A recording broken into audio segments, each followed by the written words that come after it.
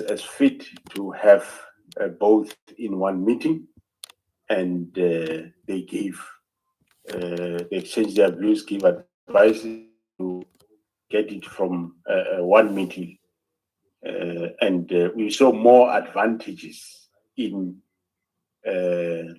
enriching one another in the development of the subs going forward, other than limiting it to the only 10, which if after a year or 3 years you want to go back to the memory lane, I'm sure you might not find a single one of the 10 who was there. So we saw it fit that in order for the institutional memory of the organization and development and skilling future leaders in the organization, it is best not to lock them out, but rather include them so that you have one comprehensive management team that is moving forward in a synchronized manner. Honorable member will also recall that I did mention that practically you have the 10 in any given time in a meeting. You will always have this risk that they have got various periods by when they will be leaving, and also one has to take the interest of the organization into consideration and at heart. Not that they don't, but the fact of the matter is that human beings, as I said, some of them might be left with a month, some of them might be left with 3 months, and here you say that body must advise the National Commissioner on decisions that will go beyond their stay in the organization. Whether those advices will be for the better of the organization or not is questionable, can go both ways. But basically, we saw no infringement on the part of the Act to include them. We saw it as it is good for the organization to have that. Thank you. Okay. Has any of the 9 provincial commissioners raised his or her satisfaction in the inclusion of the senior managers to the BOC? Because General Mkwanazi raised it here in the ad hoc committee to say that he was not happy about that, because it means that it is not catered for by the Act, but we're doing it. And did he in particular raise that with you, or any other 9 provincial commissioners raise that with you? Thanks, Honorable Chair and members. Yes, I think in one of the meetings, I couldn't remember when he did raise it, maybe 1 or 2 years they did raise it, and it was discussed, and we obtained legal opinion, and we found it not to be a problem of including them. Okay. You may not know why you wouldn't want other senior to be there. As you are saying that he did raise it, maybe looking at things, because it is good as you are narrating it, but why specifically wouldn't want other senior below him, want them to be there? You wouldn't know. Honorable Chair, I wouldn't know. Okay. No, it's fine. Thanks. Then going to the 31st directive, because you said you regard that correspondence as the 31st directive, whereby you were on leave on the 30th. Then there was a correspondence that was written by the minister, a directive in particular that I'm going to talk about it now, is the halting or filling of post in the intelligence division. On point 36, that is page 19 of your statement, regarding that directive, you were on leave, but there was a directive that was directed to you. Did you receive that directive?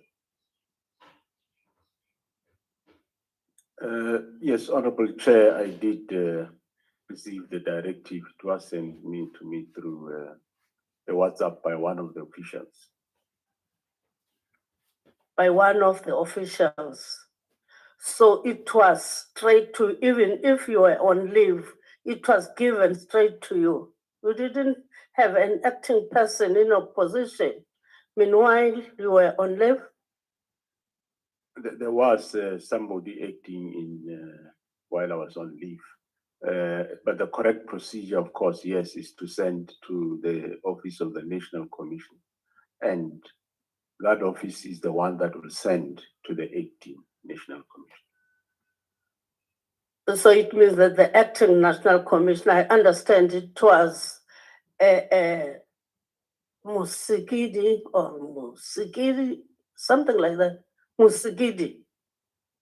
Am I correct? That is correct, Honorable Chair. He didn't see that one. He was not given.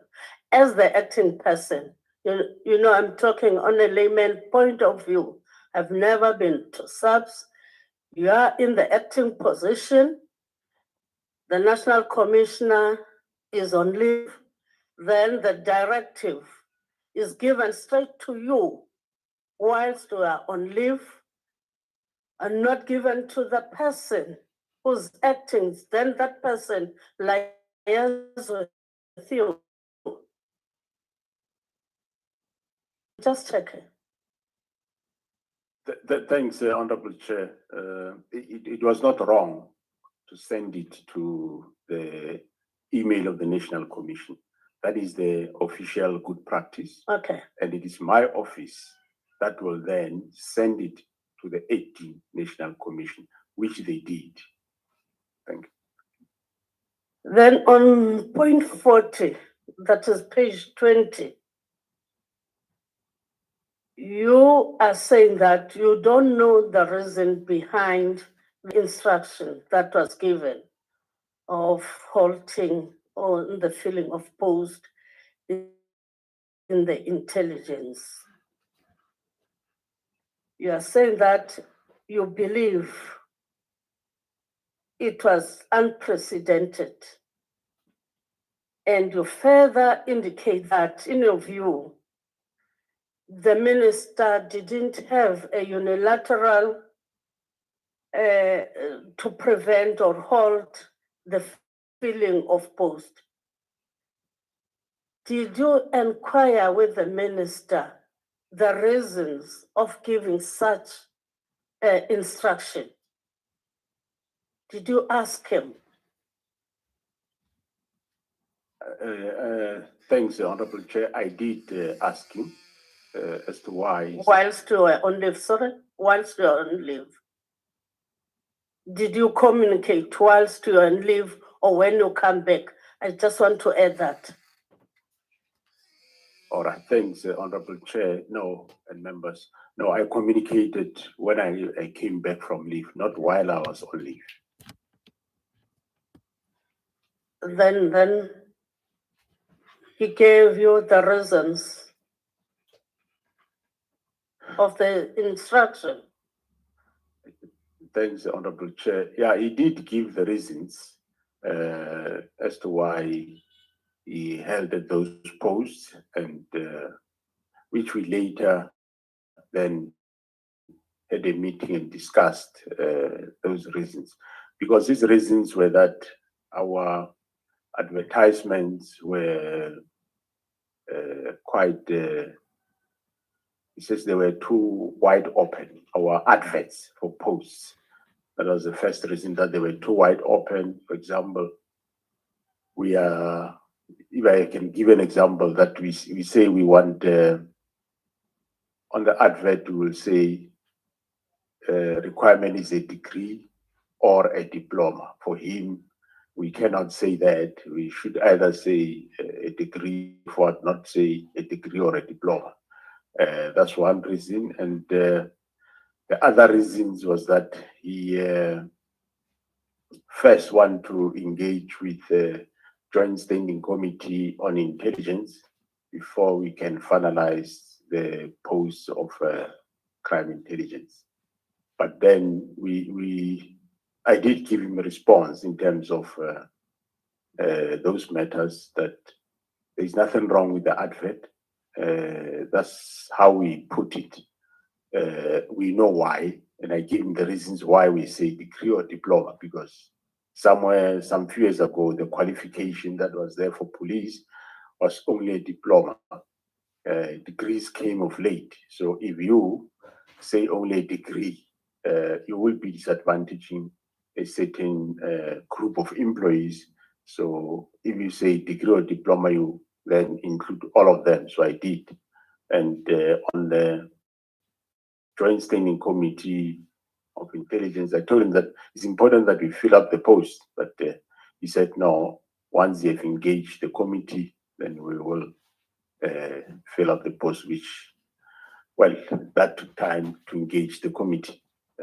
But we have since now advertised those posts. Thank you. Then going further to disciplinary cases, on point 63, page 31,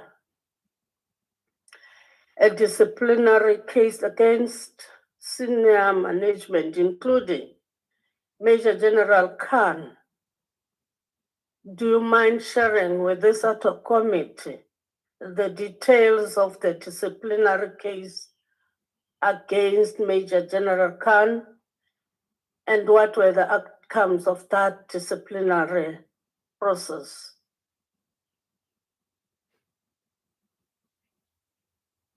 Well, thanks, Honorable Chair.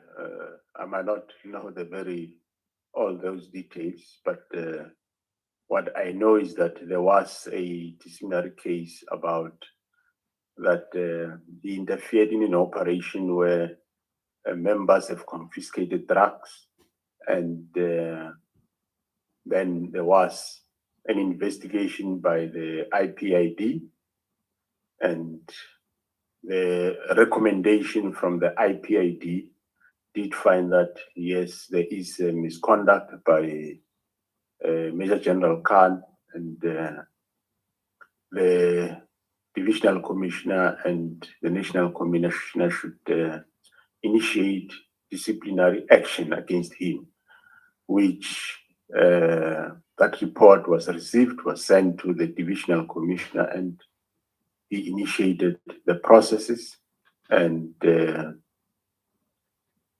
relevant employees, that is employer rep and the presiding, were appointed, and the disciplinary was finalized, and he was not found guilty. Thanks. Okay. And then, General, in point 69, you indicate that the minister claimed that the president also agreed with the decision to disband the political killing task team. Then if you're saying that the minister claimed, it means that you're not agreeing that indeed the minister did meet with the president. Did you verify with the president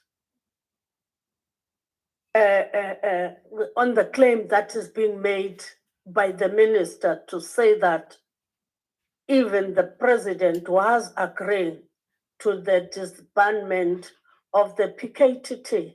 Did you verify that? As you are saying that the minister claimed, that's what you said. Thanks, Honorable Chair.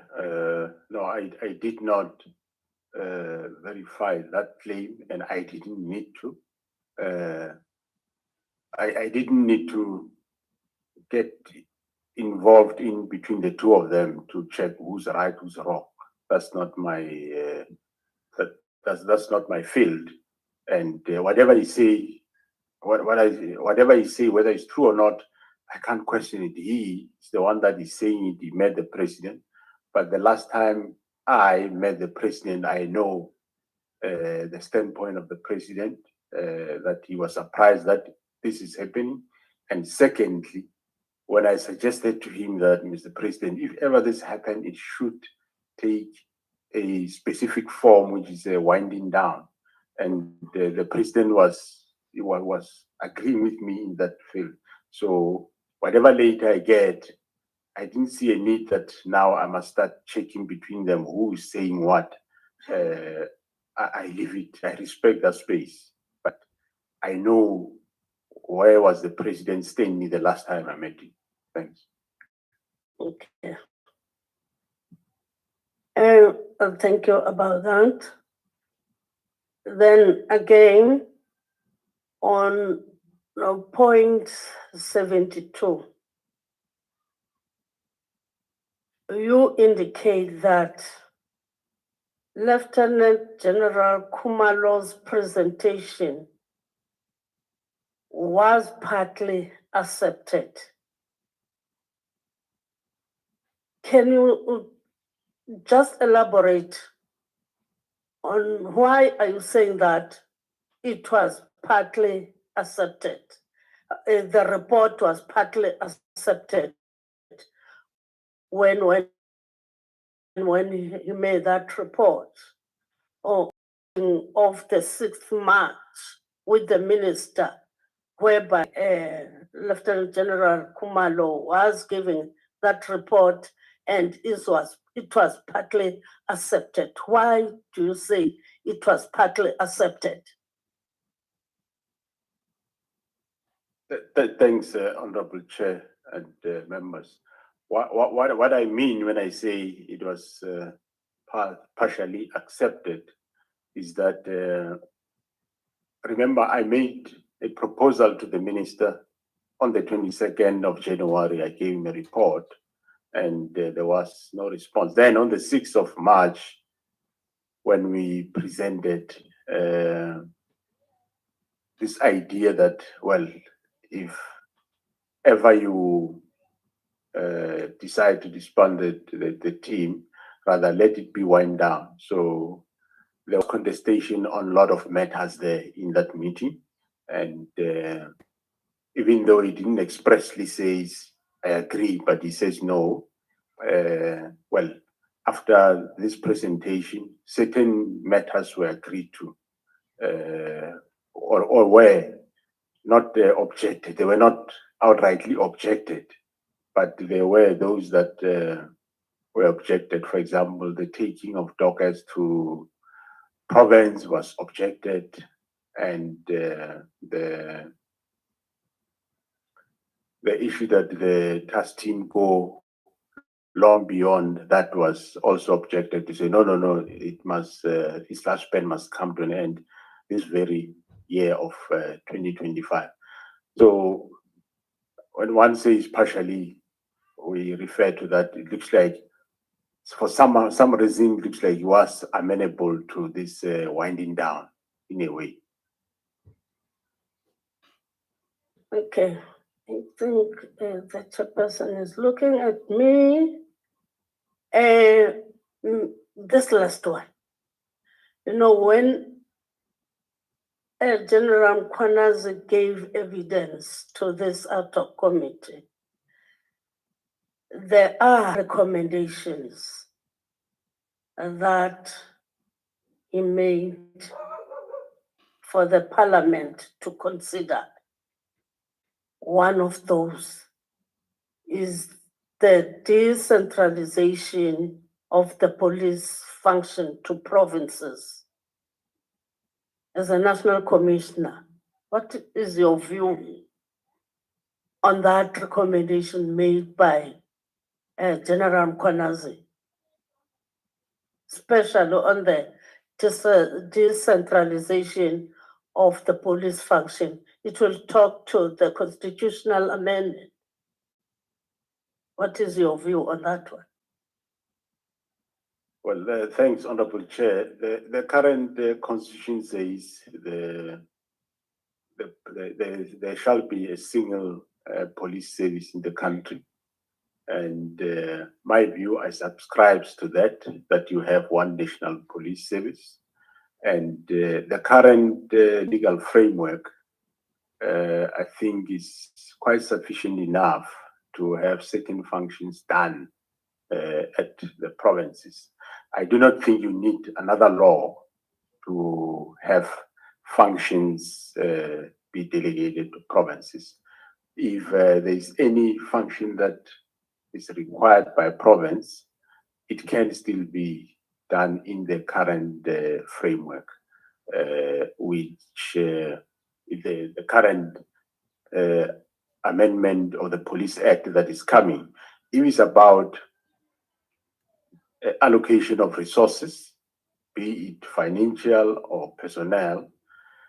Yes, currently that is done by both head office and the province. But if there's a need for more delegations to a provincial commissioner, can be done in the current dispensation. What currently is done is that the provincial commissioner, yes, he get given a certain number of people.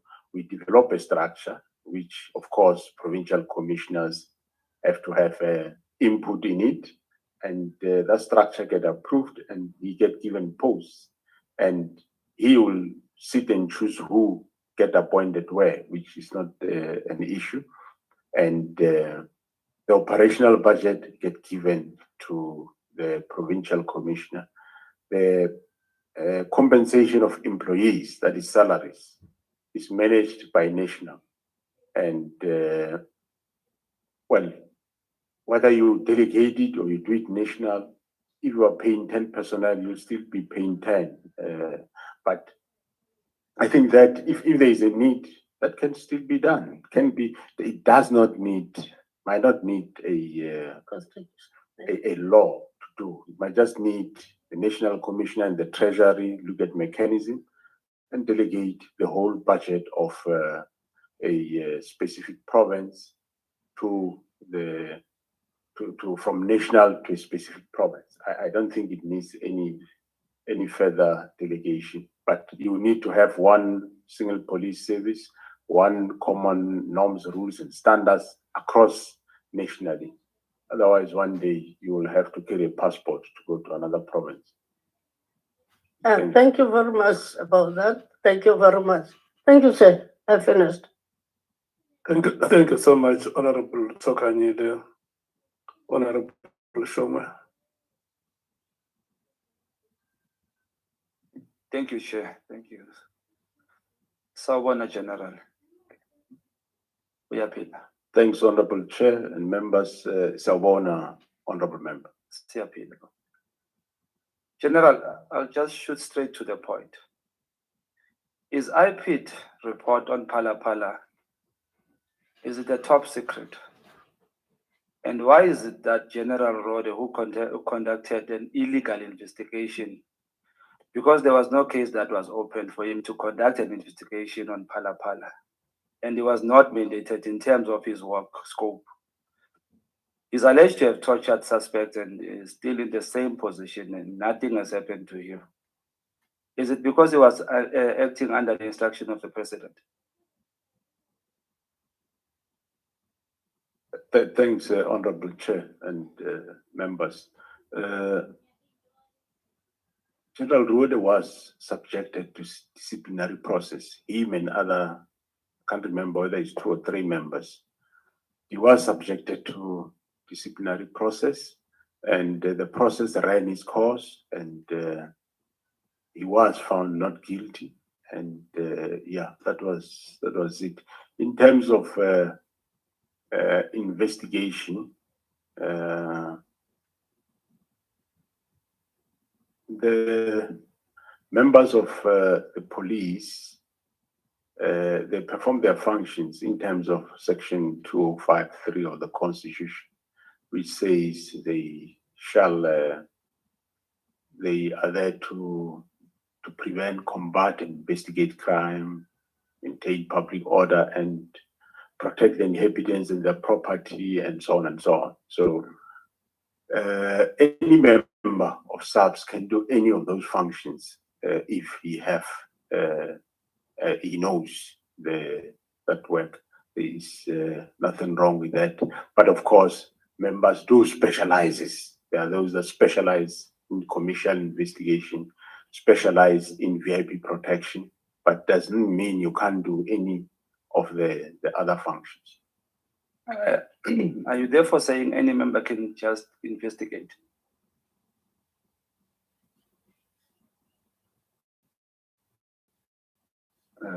Come again, Honourable Member. Are you therefore saying any member can just do an investigation, can be a detective or do an investigation at any time? Well, my question is, was he mandated to investigate Phala Phala? Thanks, Honourable Chair. No, the investigation was done by detectives. The investigation at Phala Phala was done by detectives from, I think, Bela Bela, if I'm not mistaken. And in as far as preliminary investigation, yes, the commander can and is expected to do preliminary investigation, whatever happens. Let's say a member loses a firearm here in Parliament. The commander is not going to sit back and phone Cape Town Central detectives and say there is a firearm lost here.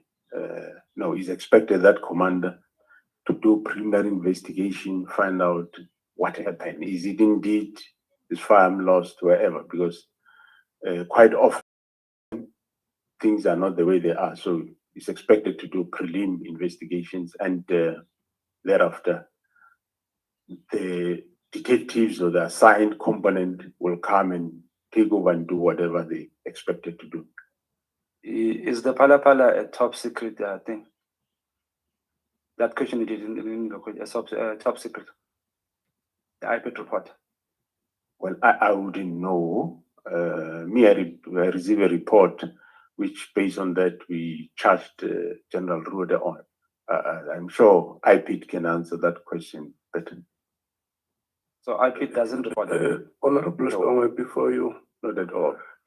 General, the statement that you deposed with us, does it have the part that you are dealing with now, the two of you?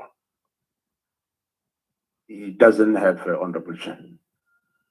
Are you comfortable to respond to questions that are not on your statement?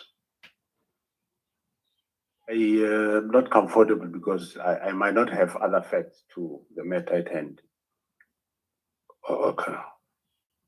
Well, I will advise you, Honorable Shongwe, if there are additional matters to the statement that you may want to raise with the general, you can do that in writing, so that we do not inconvenience the witness. And I think this is a fair point, honorable members.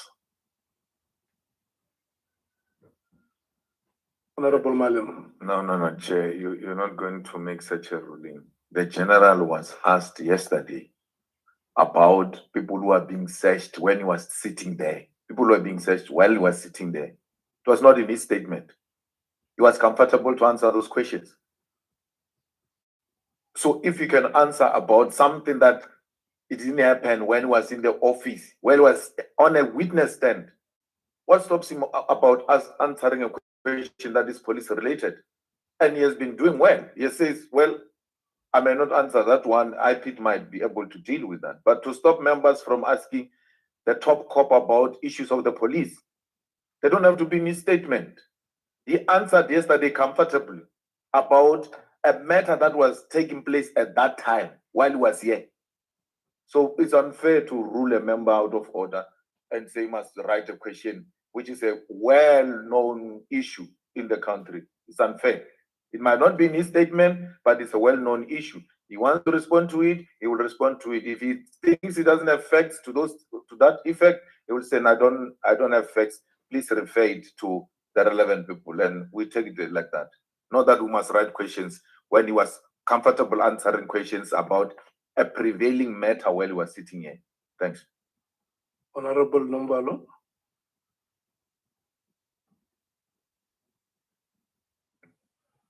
Yeah, thank you very much, Chair. Partly covered by the latter speaker. Chair, I just wanted to invite your attention to within the terms of reference, to paragraph 4.1.2, which says amongst the things that we need to investigate is any related claim regarding corruption, financial or otherwise bribery or misuse of public resources in SAPS and any other relevant institution. So the question raised to the witness is not peripheral. It is not of context.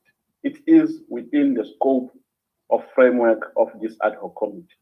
So like the honorable member correctly said, that it must be a witness that says, I'm not able to answer to this question, but we're not of context here because the IPID matter and the Palapala report fall within the ambit of the work of the SAPS.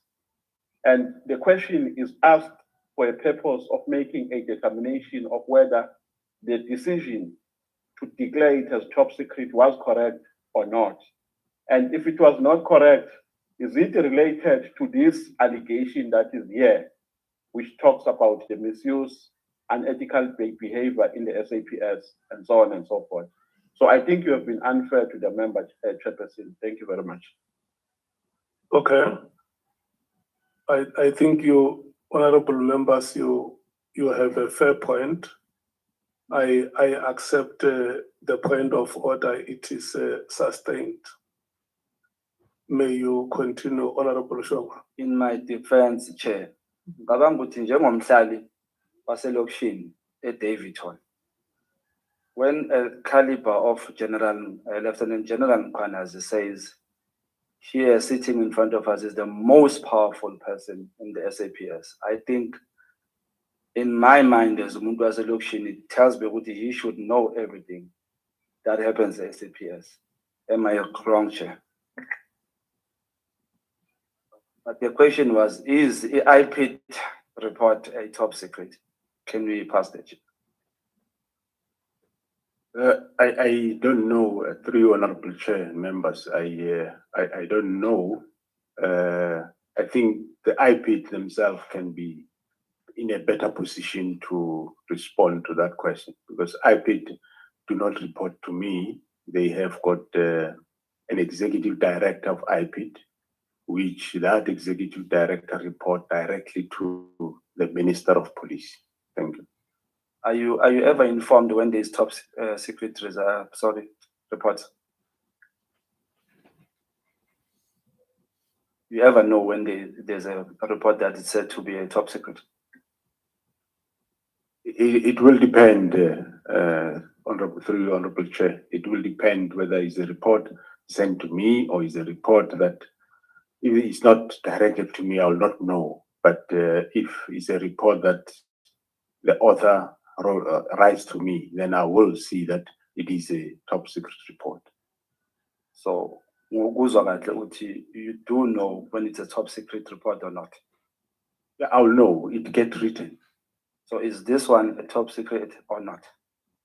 I don't know, Honorable Chair. I don't have it. I don't know the classification of that report. Okay, for the sake of my time, can I put that question in writing maybe, because I need that answer, Chair. Thank you. Where was I? Okay, SAPS is an instruction-based division. Even if when you go into a course, they give you a call-up instruction. Am I correct? That's correct, Honorable Chair. So how much of a problem is is illegal and unlawful instruction from a political office bearers. You were recently illegally instructed to disband the PKTT by the currently suspended minister who should have been fired, which is a violation of Section 207 of the Constitution. Would you say another big problem in SAPS is the fighting of, would you say another big problem in SAPS and the fighting of crime is criminal network capturing political office bearers, and those office bearers do the bidding for criminals like we see in the drug trafficking, illegal mining, and political killings?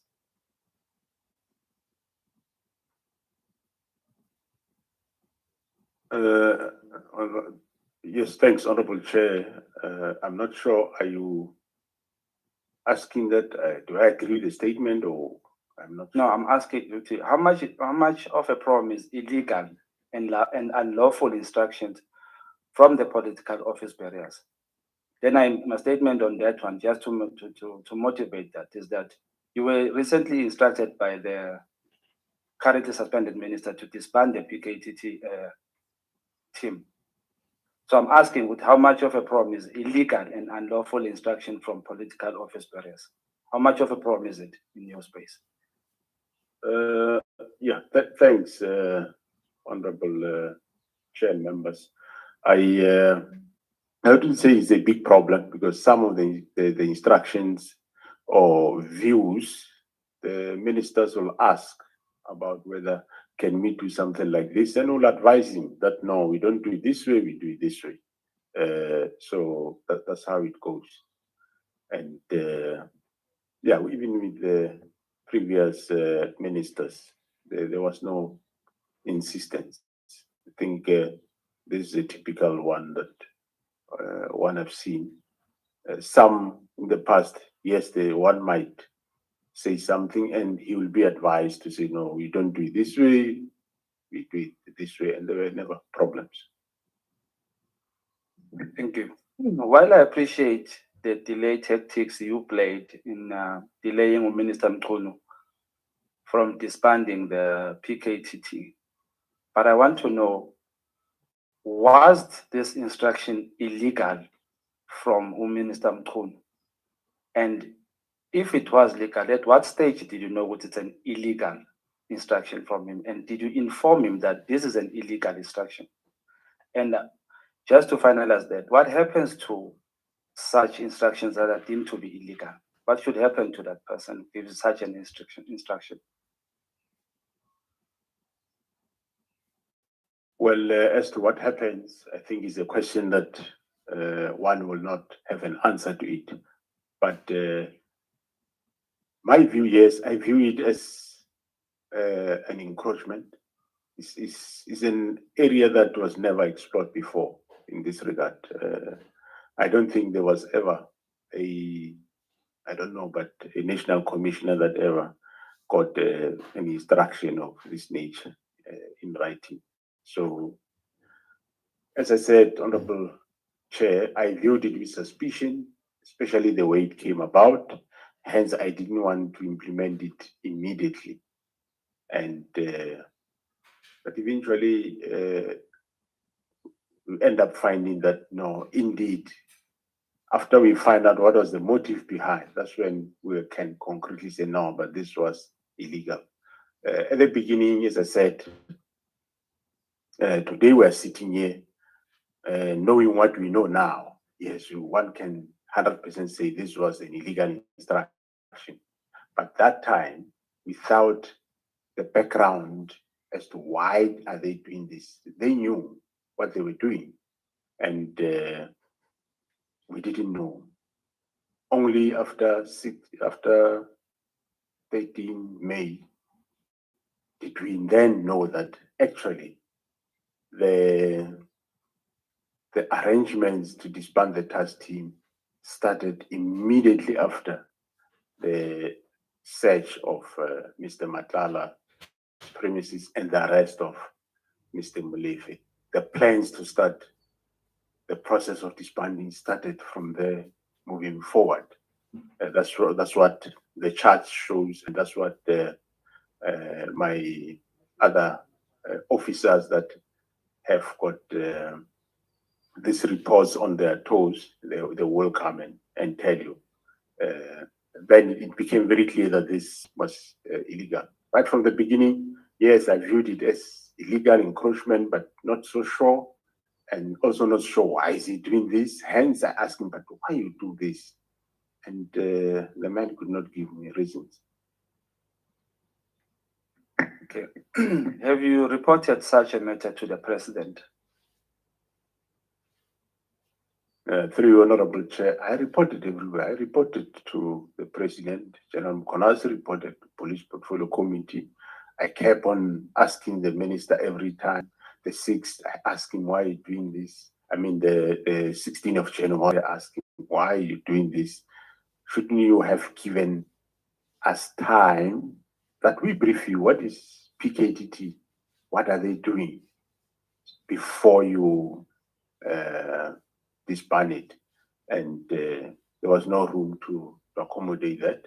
6 March, 27 March, still same. So where else should one go? There is no other door. Which door to go? I can't take him to court. I can't take him to United Nations. On the hindsight, or if, as I said to the previous member of parliament, that everybody in South Africa, all the analysts that are here today, members of this August House, we were all there. And luckily, this specific instruction was out in the media. In as much as it was directed to me, yes, but everybody had the opportunity to have seen it, luckily. And none of anybody have ever saw something wrong with it. That's why I said, I'm just making a hypothetical example that should it have been this instruction issued, the task team was investigating political, farm matters. Do you think the situation would have been the same? I'm sure surely me and you know it wouldn't have. Those quotas of the society, they should have risen up. But this one, different. So we end up now, yes, fighting this, trying our best. So one tried his best under circumstances. Thank you. Thank you. So I didn't get the clear answer of after you have reported, where else you've said you have reported. Did you report to the president? Did you speak to the president about this illegal instruction? Thanks, Honorable Chair. Yes, on the 1st of February 2025, I did meet the president on the matter. I reported to him that I received this instruction, and I will remind him about the team, and he knows the team because the team did brief him 17 March in Durban. So that this team has been disbanded, and I don't know why, and it's been disbanded urgently, and he was taken aback also why it is this happening, and that's why I said, well, it's not. I don't want to cause conflict between the two of them, but I said this is not a request or a view. It's an instruction that I must do it, and I did try to knock for if there is, can we engage on further on this matter, and the minister said no. Of course, I should submit the report, which I submitted, that report that he required.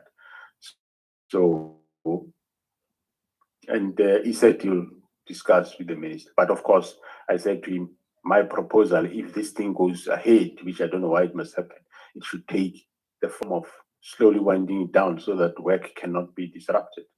And the president says, yeah, well, I think if it happens, that's what he will support.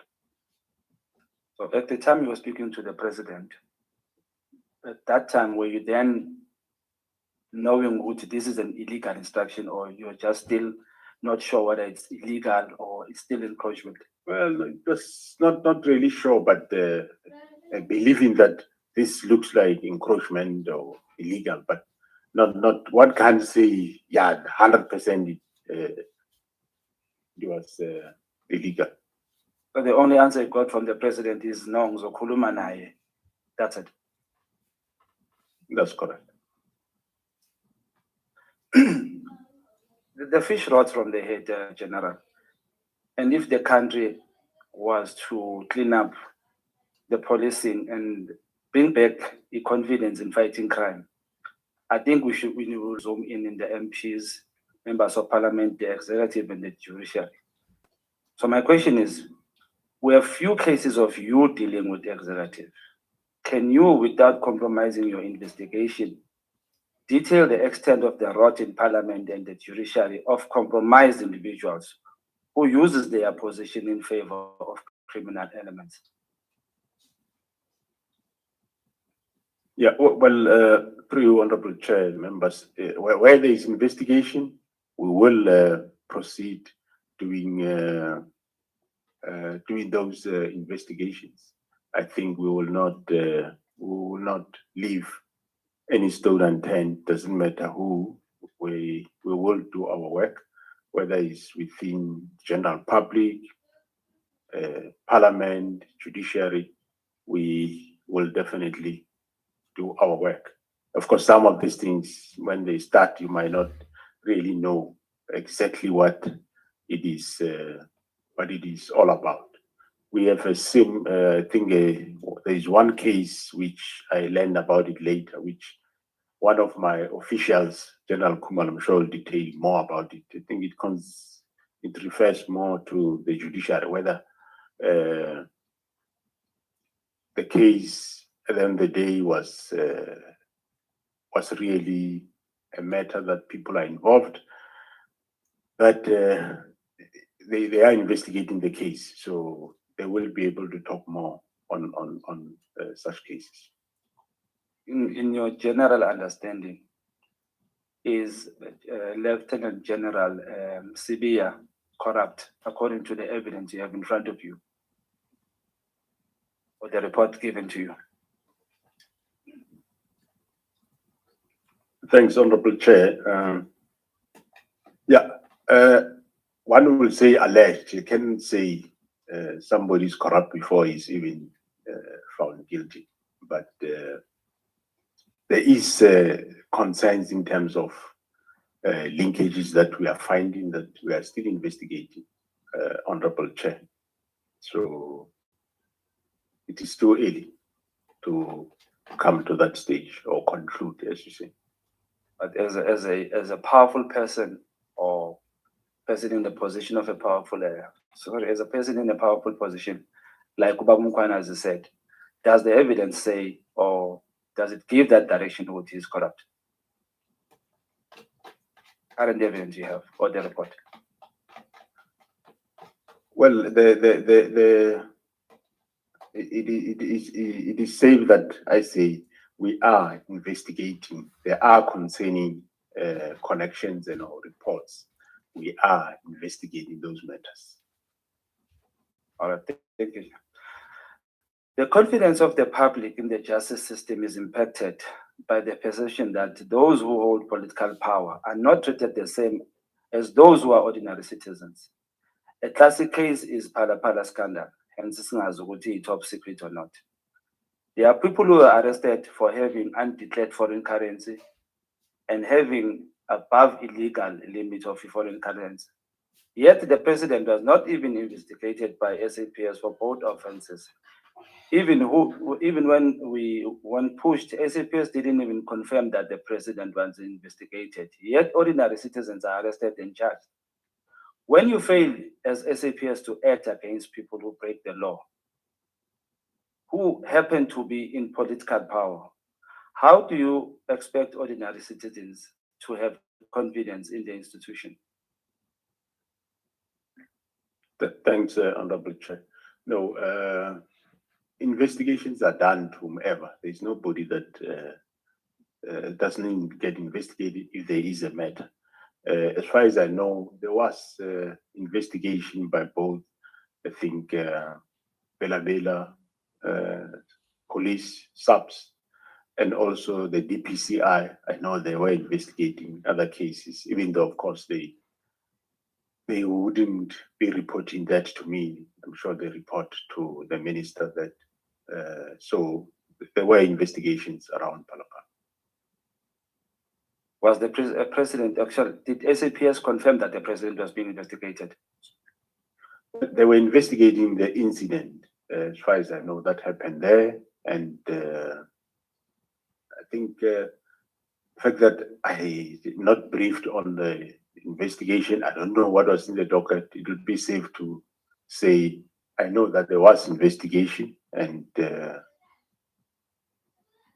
or two investigations, one by the subs in Bela, one was done by the Hawks. And there is a case currently that I know for the people that did a break-in. And another case I know there was case investigated by the DPCR. Right, all right, Chair. I just want to finish up the picture. One question. I think I still don't understand how to ask you this question. Uti, remember that when this Palapala issue happened, we as a country had interest. Maybe if I should ask you is this: how interested? What is your interest, or how much of an interest do you have in the PKTT cases versus interest in the Palapala case? I do have interest in any cases, my work that cases be investigated. But however, there is a difference. Cases that are investigated by general detectives of subs, yes, they will give me feedback. But cases that are investigated by the Hawks, they report to the minister, not to me. No, Chair, I think in some showers, we are alternate like Thank you so much. I want to thank you, honorable members who are alternates. You have been very consistent in terms of compliance with my instructions. Can we move to honorable? We are going to take honorable Shikeleng and thereafter honorable Matthews. We break for tea. And the two honorable members follow each other. Thank you so much. Thank you very much, Chairperson. Good morning, General. How are you? Three honorable chair and members. Good morning, honorable member. I'm fine, thanks. It's not the first time that you appear in front of me for questioning. General, I'd like to make a statement. I think in my life I've called you 3 times, and the reasons for those calls were because the issues were of a serious nature. Yesterday, you told us that General Mkonazi had approached you various times within his career in the SAPS to discuss serious matters with you too. It doesn't appear as if he just called you generally to discuss frivolous matters or just ask you some silly things. Am I correct in that? That's correct, honorable chair. Thank you. So, General, as the leader of an elite SAPS task team, because you are the leader, at the end of the day, you're the head, you described this task team as performing excellently. How is it that you did not immediately intervene or instruct that the decision to disband the unit be placed on hold until your return to the office after you were informed about the letter on the 2nd of January? Thanks, through honorable chair. I would remember that I did indicate that I was on leave and I was with the minister on the 28th.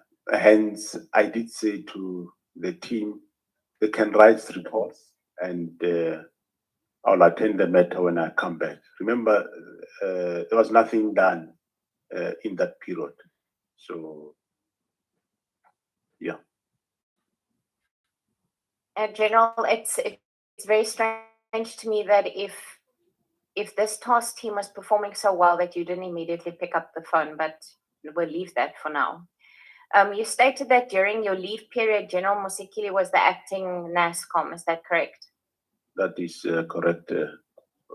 Was it then General Musikili that gave General Sabia the instruction to proceed with closing the PKTT? Honorable Chair, I did indicate that there was nothing that was done until I come back from leave, as far as the closing of the team is concerned. Hence, I told them while on leave that I'm not going to bother myself with this. I do not want to attend crisis that is generated by other people unnecessary. I was with the minister on the 28th, he didn't say anything. So I didn't see any need. Why should I rush for such an instruction while I was on leave? So nothing was done until I was back. All right, General, thank you. So if nothing was done until you came back, then you were the person that gave General Sabia the instruction to proceed with closing down the PKTT. I did, Honorable Chair, I think yesterday did indicate that when I came back, he came to me with a letter that was effecting the minister's instruction, which was directed to General Kumal, where he was bringing the letter that I signed, and I didn't sign that letter.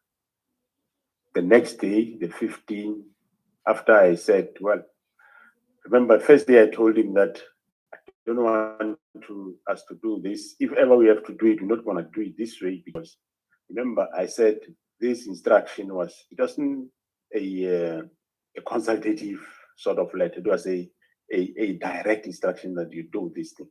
So I said, well, if we do it, we will do it in this fashion, which I said is the winding down, phase out approach. And I referred him to a Major General to go and assist him in the report. And the 15th, when he came back, in that letter or report, I still saw immediate disbandment. I didn't really read the whole letter.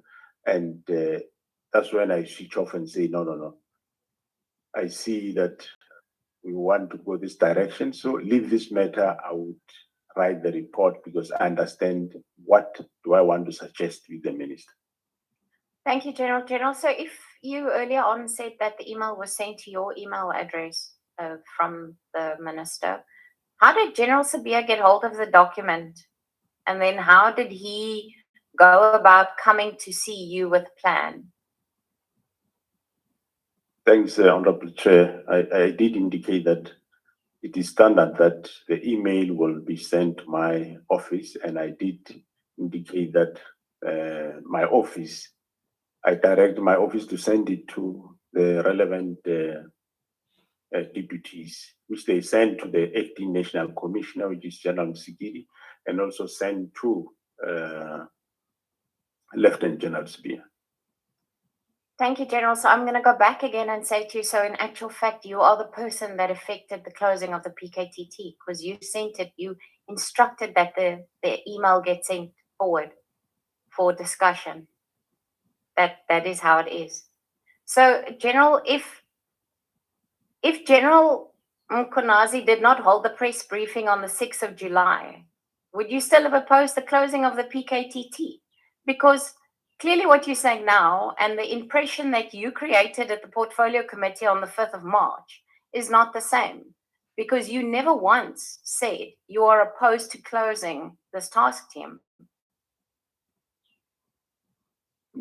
Thanks, Honorable Chair. I did indicate that this directive was like an order that I must do, and I find ways to do it. And I want to engage the minister that we discuss this, because, as I said, of concern on the directive was he did assessment and this. The team is no more relevant, and which I said, but that can't be true. That's why I wanted engagement of the minister, that let's engage and discuss. And he kept on not acceding to this engagement. So the team would have been still have been there. It wouldn't have gone anywhere. To still have been there. And remember, after we discovered what is after General Kumalo Mkhwanazi briefed me about what is the main intention of this, then that's when I say no. Now that we know, we're not gonna now participate in any further this disbandment or this phase out approach. And I immediately also notified him that I want to meet you and see you on this matter. And unfortunately, again, that meeting never happened. It only happened a Monday after the 6th of July. So you waited until General Mkhwanazi spoke to the media before you actually took action. That's what you're telling us. But No. Nevertheless, it's fine. No, On the no. 28th of March at about 10 o'clock, and this is on your note SFM 14 on page 278, there's a discussion that says on the 28th of March 2025 at about 10 o'clock, the meeting was held at the Head Office Crime Intelligence between the Divisional Commissioner of Crime Intelligence, Lieutenant General Khumalo, and the Divisional Commissioner of Detectives, Lieutenant General Sentumule. And then it further goes on to say that they decided together that the dockets, those 121 dockets, it says here 118, but we know it's 121, would then be given over to murder and robbery to Brigadier Khopopodikata to investigate. And so they made that decision. Did they inform you about that decision that they had made to then give the dockets over to murder and robbery before you received this note? Did they inform you? No, Honorable Chair. No, they didn't inform me. I did say that I picked up somewhere in late April, May, that dockets are around the headquarters. So they didn't inform you about the dockets, because I see here that this was signed by you on the 22nd of July, and I go back to, I am not sure that if the press briefing on the 6th of July wasn't held, if we would be sitting with the same document that you signed and said that the dockets should go back to where they come from. And in actual fact, you say they should be taken back to their station of origin. You don't actually say that they should be taken back to the PKTT. So, yeah. If the PKTT was delivering results in such high crime areas as we've said, there was then obviously no operational justification for the dismantling of it without a clear replacement strategy. And you started winding it down, but you did not. There's no clear replacement strategy. Have you evaluated the impact of the decision on violent crime levels that they were operating in, and will you table those findings publicly with us? Did you do some evaluation on the impact of this? Thank you, Honorable Chair. I think right at the beginning, the Honorable Member spoke about, what did I say about station of origin? Yeah, you said that the dockets must go back to the station of origin. Dockets be returned to the station of origin. The instruction on that, what I was, the context of what you are reading there, Honorable Member, through you, Honorable Chair, is that, remember, the meeting of the 6th March, General Sibiya and the Chief of Staff and the Minister argued to say, I said the dockets can go to the province. They argued to say the dockets must not go to province because you will have the provincial murder and robbery, and you'll have the PKTT at the province of KwaZulu-Natal under the guise of murder and robbery, which I said, but if it's like that, would we have a problem? They say, no, that's not disbandment. Minister was saying disbanding, meaning must be disbanded. So no dockets should go to the province, but to station of origin. That's not me. It was them that said that. And that specific point did gain traction in that meeting to say no docket must go to province, but station of origin. So the context that is there that I wrote there is that I'm saying to General Sibiya, now you are bringing a submission to me asking to go and investigate these dockets that are at head office. Why would docket be head office if the last time we spoke of dockets on the 6th of March, the agreement was dockets go to station of origin? That is the context of what you are reading there. That's how you should understand that. Thank you, So- General. So I just want to say then, I mean, you said that that meeting took place on the 6th of March, where you were present at, where they said the dockets must go back. And then on the 28th of March, there's a meeting between Lieutenant General Khumalo and Sentamule to discuss these dockets and where they should go to. But you had a meeting on the 6th, and then they decide that the dockets must go to murder and robbery. So I don't know, somewhere there's a disjoint here for me. Something doesn't make sense. And what I'm really getting, and it was very clear out of General Mkonazi's testimony, that the SAPS at a national level is highly divided within the leadership. Because it really feels to me like there's something that is not right here. And it seems to me that this is driven more by politics and loyalty to certain factions than to competence. Because as the National Commissioner, you take responsibility for the culture and for the steps that happens within this SAPS. So, I mean, and the command structure comes from you. This, in the first place, this should never have happened because the minister should never have given the instruction. That's clear. So the minute the minister gave that instruction, you were the one that should have stood up and said, this is not the SAPS that I'm building. This is not what should be happening. Am I correct? Yeah, no, I do, through you, Honorable Chair, I do hear, Honorable Member. I think you put a lot of facts and you go on. To assist you, Honorable Member, on the first part of your comments, what I was saying there, maybe it creates confusion to you, the murder and robbery of serious and violent crime, right? These dockets mysteriously find themselves in Pretoria. Now, an application is submitted by General Sibiya to say, I want to send a serious and violent crime team from head office to go to KwaZulu-Natal to investigate these cases.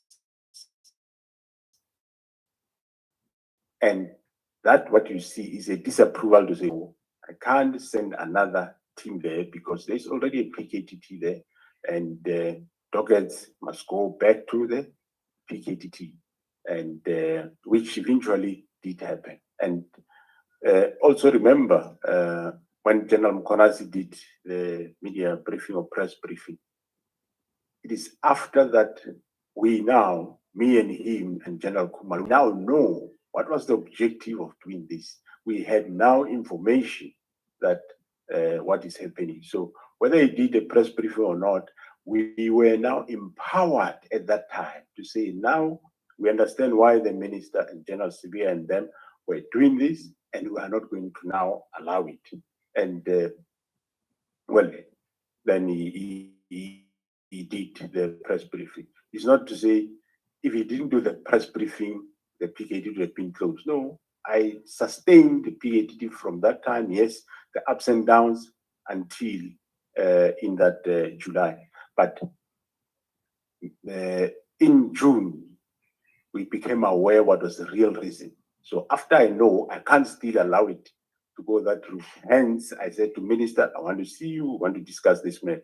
But he couldn't still see him. I only saw him after the 6th of July.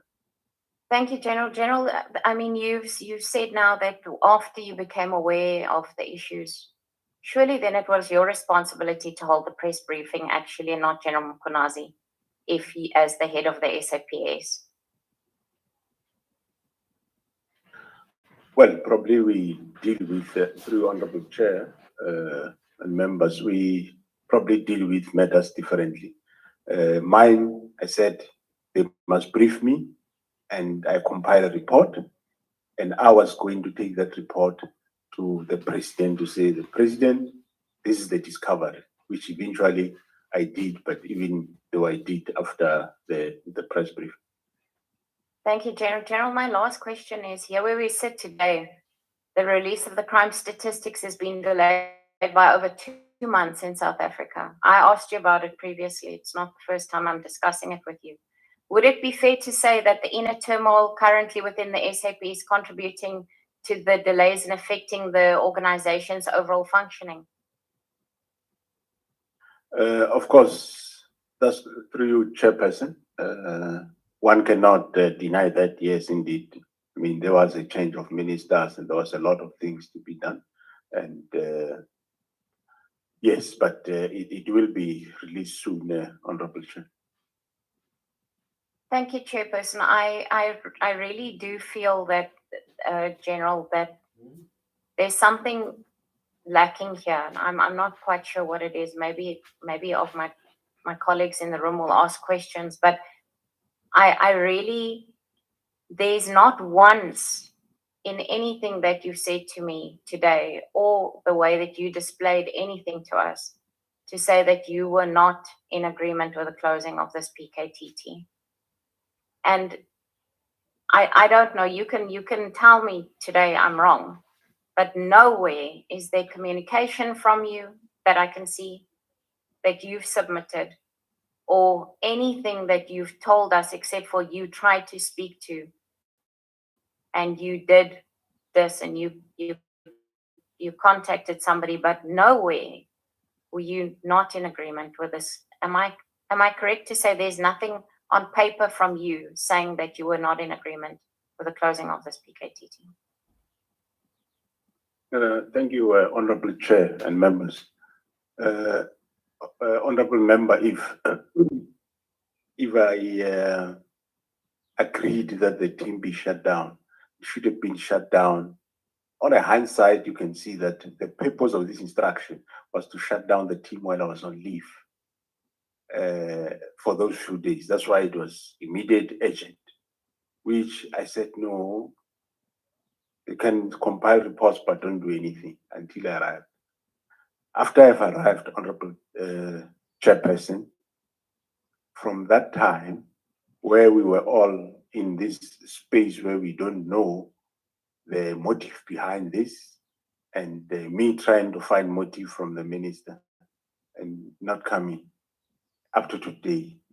Yes, the team has ups and downs, but the team is still operating. As I said, I did the best. On a hindsight for honorable members today, because we have got more information when the instruction was issued, now you know what is the motive. Yes, you can reason that, no, maybe the National Committee should have done 1, 2, 3. But if you were in my position that time, not knowing all these motives, and I think, well, I did the best I could, and the team is still there up to today. I might not have been perfect. I might not have been done the way you might have liked I should have done it, but I did it my way, but I sustained the team. The team is still there. Well, of course, with problems. We are rebuilding it now, and we are opening a new political task team in Gauteng to deal with problems of Gauteng. Thanks. Thank you, General. I have last question for you. Do you think that that crime intelligence in South Africa is salvageable? Do you think that we can still have a crime intelligence in our country that is not going to be under scrutiny? On how are you going to fix that department? Thank you. Thanks, Honorable Chairperson. Well, the appointment of the Divisional Commissioner of Crime Intelligence, Lieutenant General Khumalo, to that division did brought a new hope in that division with a view to resuscitate crime intelligence. It can still be done, and the former minister was agreeable to the reforms that we wanted to do there. Unfortunately, there was change of administration, and in the new administration, there was no further traction or agreement. Remember, the National Commissioner, when he place or transfer a member of level 14 and above, that is a Major General and above, I must have concurrence of the minister. I just don't do it myself alone. I must have concurrence of the minister, and if the minister don't concur, you will struggle. But we can still salvage crime intelligence. There are good men and women that in that division that are doing well, and I must tell you, since Lieutenant General Kumal arrived there, we saw tremendous work being done. We have a lot of successes, yes, under the ailing conditions. But of course, we need cooperation of all, cooperation of the executive, which is the minister and his deputies. We need your cooperation as honorable members, because sometimes most of the distractions and disruptions in that division come from this honorable house. That's the biggest problem. It doesn't matter which political party, but it comes from also from this house.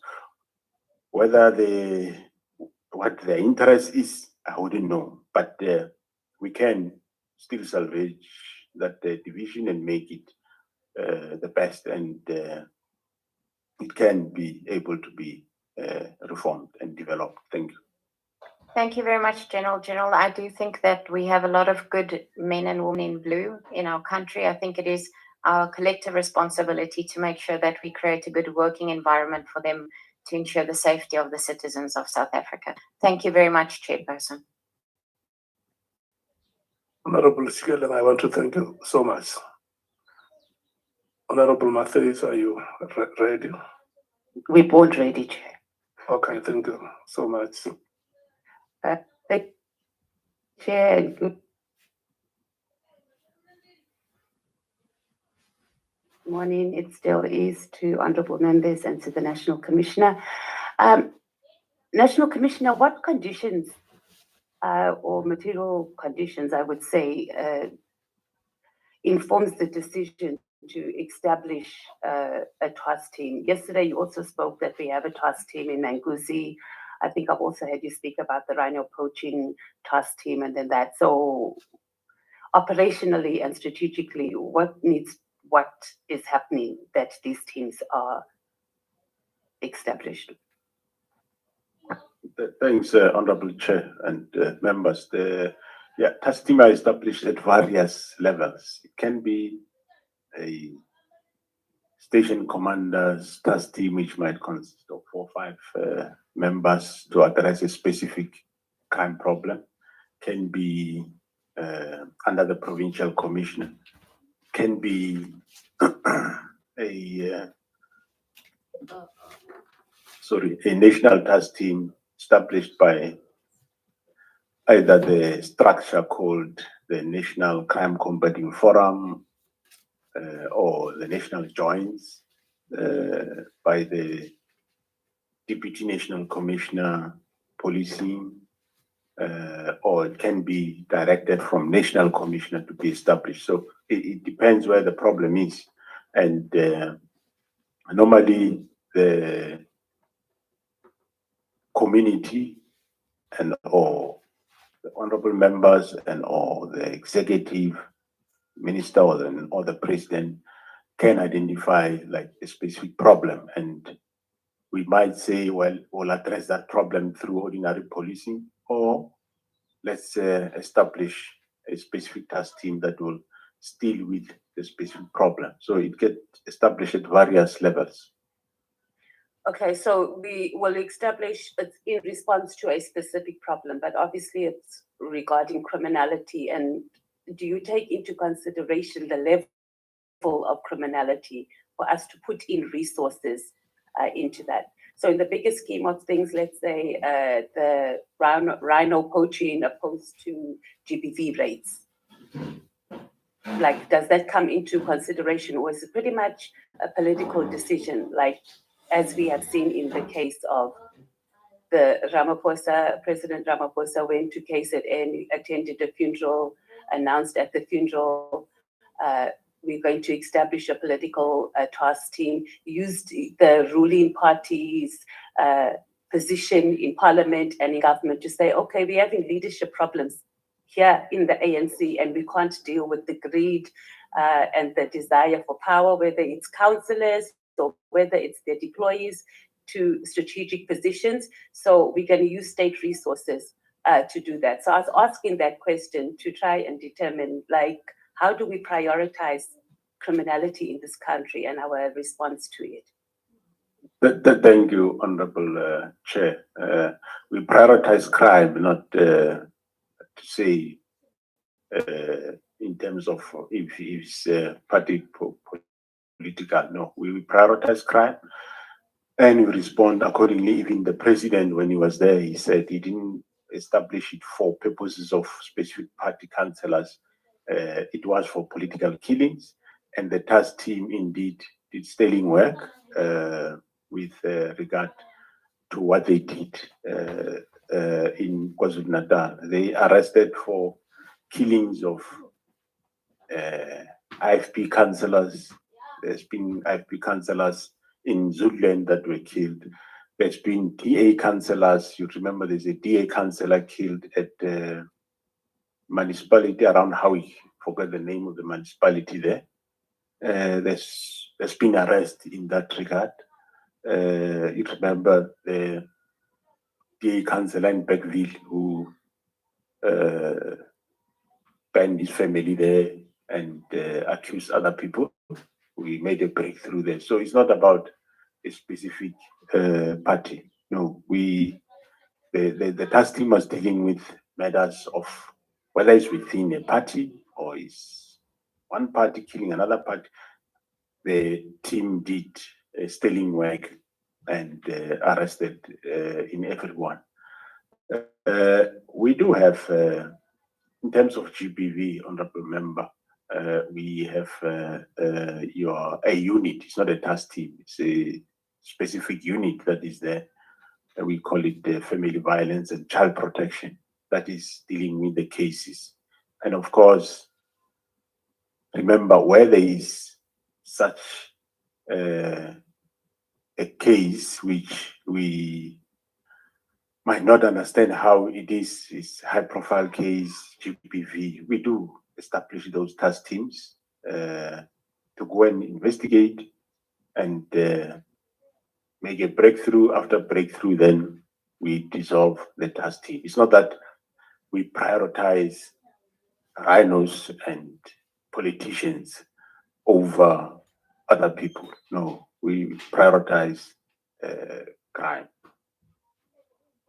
Okay, General, the least we say about the FCS, the better. But the point was just that we just wanted to establish the political involvement of political parties, specifically the ruling party called the ANC. And I acknowledge that there are political parties that also other political party members that are also investigated. But yesterday we were told that the majority of these political killings are ANC members and their deployees too, and I'm sure you will agree with that, but we can move on to that. I know you're trying to keep a neutral position, but we must just be honest that it is the ruling party that has brought us here with the political killings task force. And not that the task force is not doing a sterling work. I'm just talking about the fact that state resources are mobilized to deal with matters affecting political party in particular. Let's talk about your counterintelligence operations vacancies. So in paragraph 52 on page 25 of your statement, you said that there have been cases where investigations or reports, the question here is there cases where these investigations or reports can be deliberately or falsified to target certain individuals? Have you had a problem like that? And can this process of counterintelligence investigations and report be weaponized against certain people within the South African police force, but the country at large? Thanks, Honorable Chair. No, the counterintelligence investigation cannot be weaponized. It's purely investigating those people that are involved. If you recall, this crime in Gauteng was, don't say it's new, it shows it has been there. If I look at the cases now of this Ket Matlala, the 18 new cases I'm talking about, which are not part of those that I had caught, shows that this thing has been for quite some time there around. So, and we discovered it only after the killing of Amaswart in Vereeniging. So there's no weaponization. It's investigation that is based on what has been done, murder or attempted murder or illegal possession of firearm, and it is those people that get linked there. No weaponization of the Gauteng counterintelligence investigations that I'm aware of.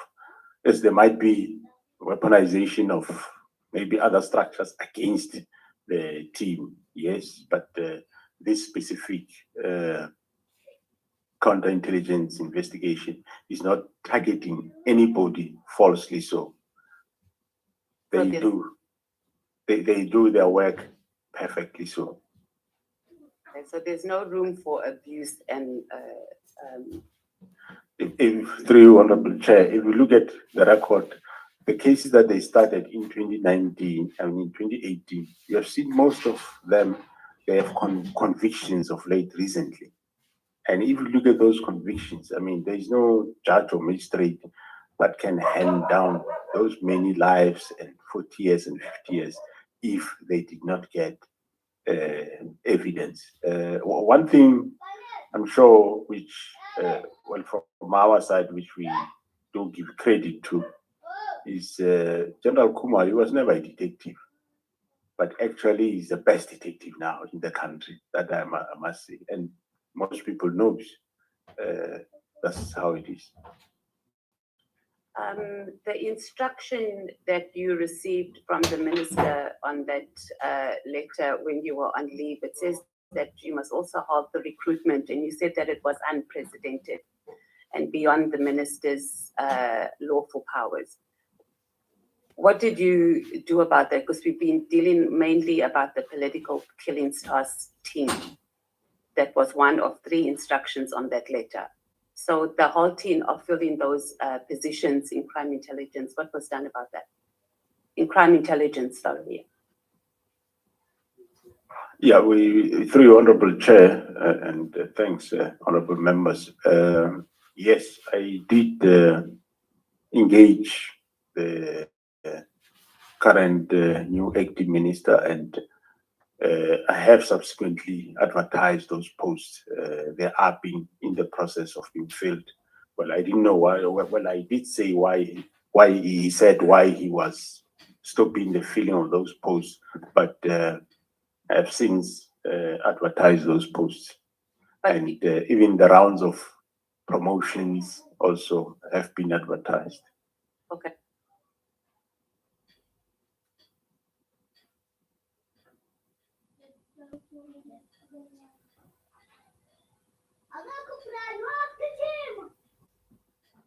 What action was taken in the first place against the minister for even giving that instruction? Did you report him anywhere? Was there any? Did you even report to the committee? Because you presented an annual report to us, and I don't remember that being highlighted, that you got an instruction to stop. And that would have been a platform where members of parliament could have engaged the minister to ask why he would give such an instruction. Yeah, no, that I didn't report anywhere. I engaged him personally, and he agreed to say, let's meet and discuss. And we eventually met, and he expressed what is his problem. And I was able to tell him what he sees as a problem is not a problem. And he agreed that, okay, you can proceed. But of course, he said he still wants to go to the other committee, which that was the part that was outstanding. On the media briefing, did you think General Mkhwanazi overreached when he went and he did the media briefing? Well, it's difficult to say, but what I think, well, he did what he did, so I don't see anything wrong with it. Because the provincial commissioner can do press briefing in his province, and he can. And he did tell me that he's going to talk about the political Killing Stars team, give their successes. And when he went beyond that, so I don't have a problem with that. Why did you choose to write an affidavit when he requested you to write an affidavit about the transfer of files and you didn't act on it yourself? You gave under testimony that you submitted an affidavit, and on that affidavit, based on that affidavit, he opened cases about obstruction of justice, amongst other things, on the 121 dockets that were transferred. Well, through your Honorable Chair, remember here it is after the fact. After we know that what was happening is a crime.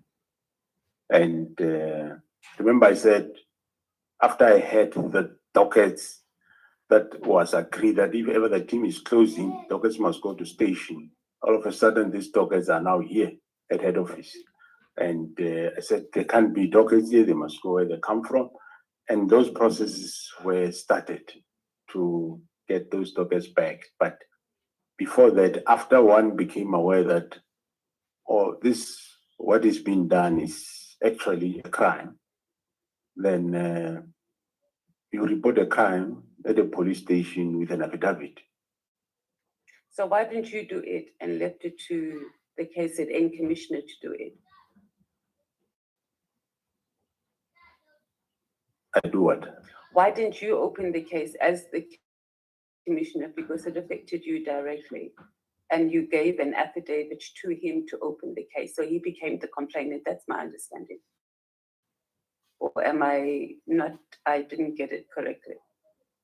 Well, the offense happened in KZN, and I gave him the affidavit. Giving the affidavit, you open a case through an affidavit. And there was no other internal processes that you took outside of sending the affidavit to him to open the case in KZN against those who were involved in moving the files? Actually, I think he's not, well, he's doing an inquiry that he's busy with. I can't here as a national commissioner investigate or investigate a case at head office. Case must be investigated somewhere from police station. So what I did was right. You don't have to, so the question is just internally as the national commissioner, like there has to be some internal processes that you could have instigated outside of the criminality and actually open a case. Did you do any of that? Just internally, because there are processes, DCs, etc.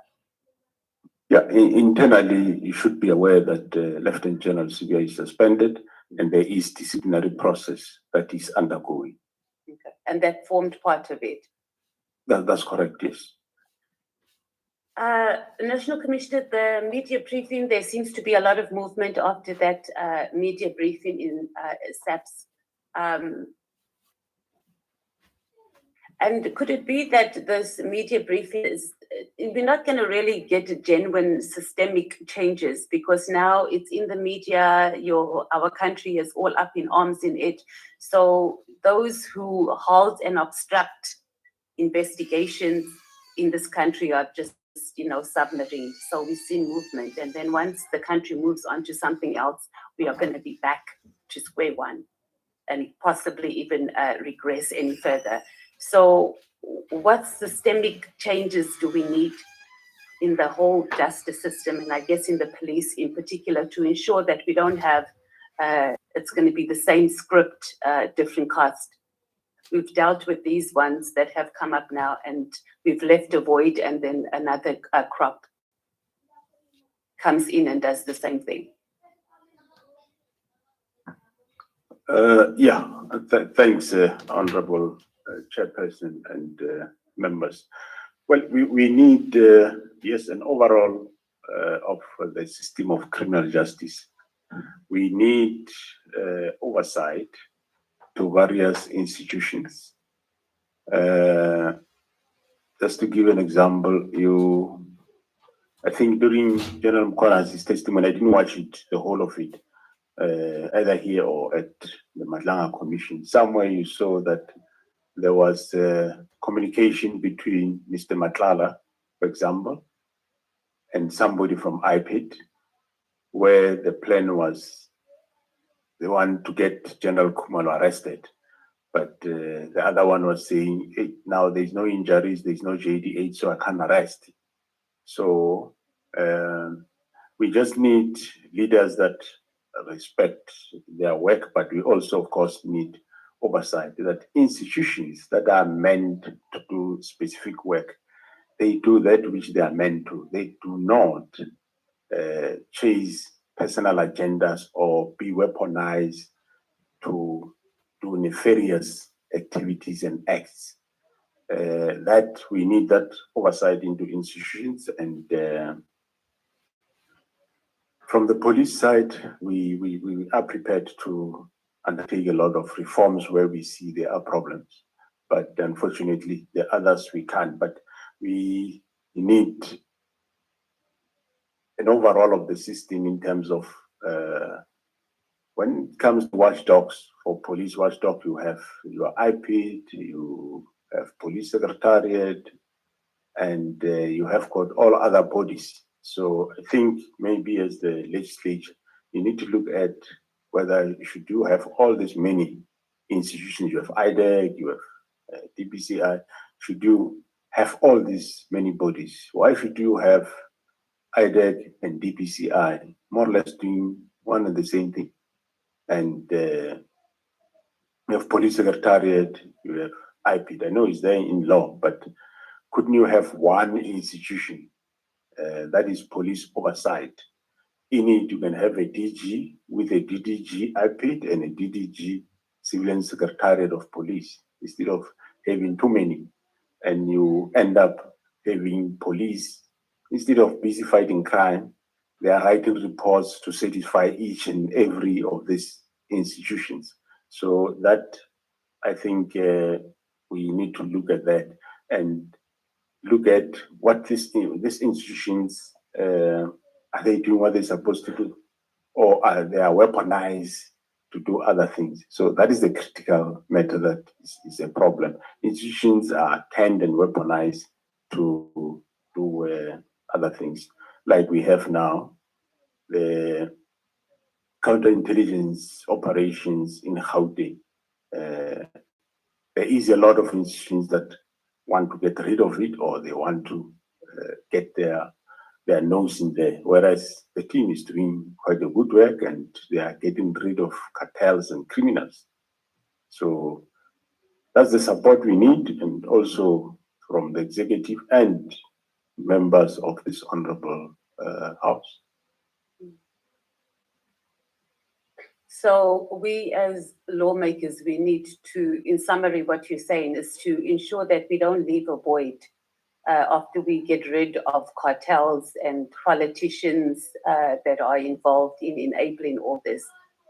We need to look at the oversight bodies. We have too many, and perhaps just have one, and that will assist in trying to maintain a clean South African police service. Yeah, I think if you do that, you will definitely have a better oversight, because now there are many. Some end up, somebody from you end up going to one and say, no, do for me 1, 2, 3. And they end up being busy with all those things. If you have one, you can concentrate on it and do oversight on us, and we do our work. We have got nothing to hide. Hence, I have now, as you heard yesterday,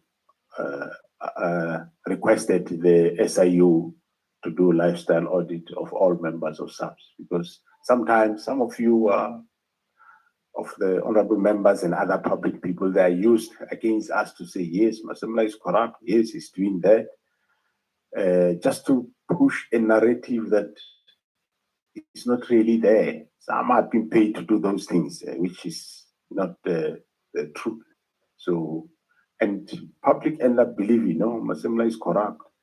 I mean, where did I do? Whose money did I chow with? So, if we streamline the oversight on police, that will work quite best. Thanks. National Commissioner, yesterday you said there's about 840 members that are, I'm now on the vetting and security clearance questions.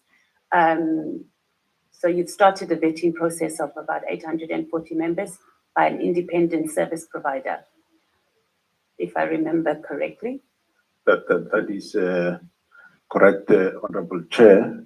It is a lifestyle audit, not necessarily Was vetting. for the lifestyle audit. Yeah. Vetting will still be done by crime intelligence and SSA, but this one is a lifestyle lifestyle. audit. So how did you identify a service provider? Is it a private company? What process did we use in identifying a service provider to do that? And you tell us who the service provider is that's doing the lifestyle audit? Or could we not use someone in the Auditor General, or anyway, you tell us. I did say, I say it again, the service provider is a special investigative unit. Mr. Advocate Mutivi's unit, they have got the capacity to do that. It's a state agency. I thought we can use them. They are independent from us, and they have done other institutions, I think provincial government housing, they use them. So I engaged the advocate somewhere in April, and there was some glitches along, but eventually we have finalized all those, and it's just final touches, and then he will start. But the identification of the 840 or so is the senior management of SAPS. That is from brigadier up to myself. They will start with that. When they finish, then we targeted environments like your central farm registry, supply chain management, division finance, and port of entry. So those will be the second layer as a priority. And from there, we can then see how far we go, because it's a time-consuming exercise. So they haven't started yet. The process is about to start. That's what I'm getting. Through you, Honorable Chair, that is correct, Honorable Member. And they have capacity, because, National Commissioner, when we sit in the portfolio committee, we'll say, yeah, we're starting this wonderful project and we're all excited. And then 3 months later, when we get a report, it's like, no, we don't have capacity. There was no resources, as we see with the issue of security clearance, which we're coming to now. And we determined that they're going to have capacity and more or less the time frame to conduct and complete these lifestyle audits of the 840 senior SAPS officials. Yeah, those details, that's what is being finalized now, Honorable Chairperson. Security clearance, do you have security clearance, National Commissioner? I do have, Honorable Chair. When was it? And it's every 5 years, if I'm correct. That's correct. So your last one was done when? I don't know whether it's 2-3 years ago. Why do you appoint people into positions, National Commissioner, when they haven't received the clearance certificate? Because we have a lot of those. And maybe in writing, Chair, we can get that, how many from you saying from brigadier right up until the general, we require security clearance. Am I correct? Honorable Chair, the 840 is senior management Yeah. that I'm going to subject to lifestyle audit. It's a Yeah, I different get that. process. Yeah. Yes, vetting, well, it depends on where you work, what you do. That's how we prioritize. Okay. But of course, most of the senior But we managers. out right, more or less how require vetting. Do you have it offhand, or you are obviously able to access that information and submit it to us? The Division Crime Intelligence, they reached their target in terms of vetting. Actually, they overperformed, they overachieved. And hence, this current year, I gave them the target of 1,500, meaning I said, in that 1,005, make sure you finalize every one of the 840. Currently, some of the 840 senior managers, they do have security clearances, but there is a balance that is left, so they must finalize that. And normally when we appoint people, because it is not due to the people's own or negligence, Honorable Chair, that they don't have security clearance. The way the division was structured from those years, it was structured in such a way that it is impossible for them to vet the subs by making sure that their capacity are limited. You recall I said at some point they were about the whole country, 7 vetting, 186,000. So it tells you. So, but we are building that capacity in the crime index.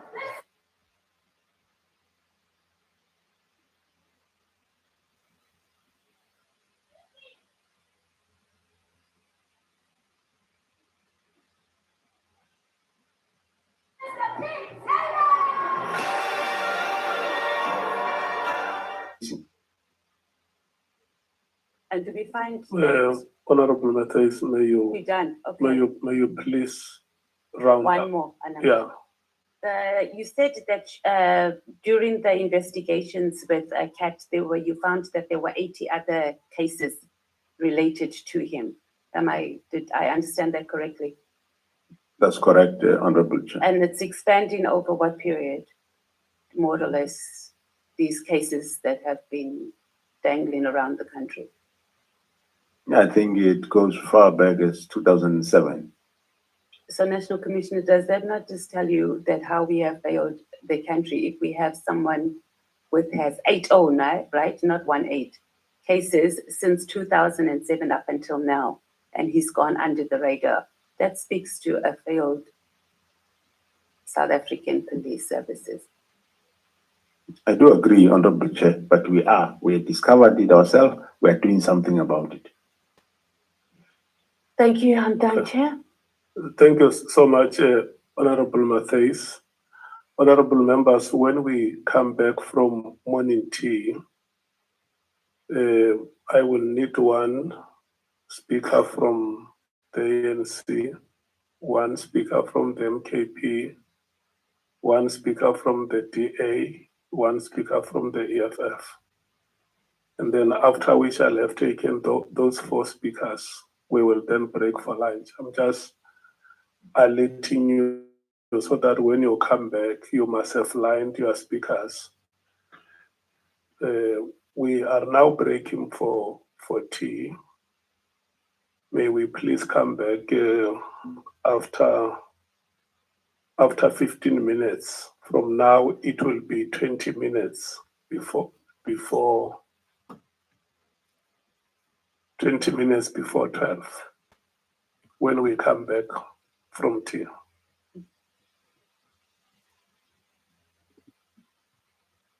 Yeah. Whatever you may want to call it. If you want to call for it a bit morning tea, you want to call it a stretch break, a comfort break. Yeah,